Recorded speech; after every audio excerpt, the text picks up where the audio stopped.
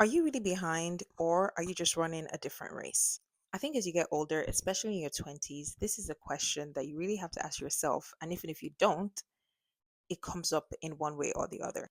And a lot of times, this question arises from comparison or leads to comparison. So let's talk about it. So often we hear the saying that comparison kills. And I guess it goes without saying what that means.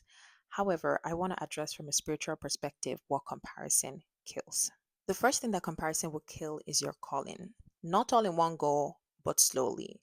And why it does this or how it does this is that instead of focusing on the path that you are on and where God can be calling you to, which is usually very different from whatever the person is doing, you're so caught up in the fact that you're not where other people are, that you're unaware of where you are and how that is vital or pivotal in where you are going. And why is calling so important? In Jeremiah chapter 1, verse 5, paraphrasing, he says to him, "Before I formed you, I knew you, I set you apart, and I called you as a prophet to the nations."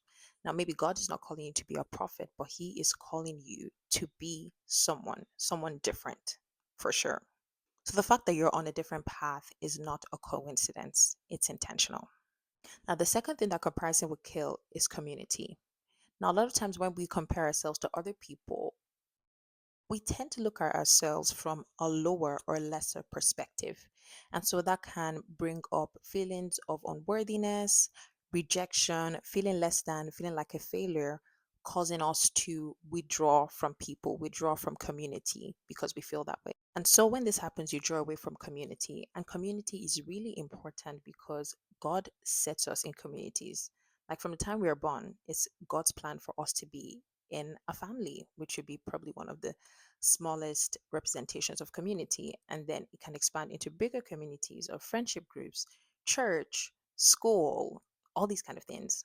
But community is important because there's sometimes or many times when the things we don't have, we can draw on other people who have them. So if it's strength, if it's encouragement, if it's hope, we can draw on from other people. So the next time you're tempted to compare yourself, remember that it could slowly be killing your calling and community. And you're not behind, you're only getting started.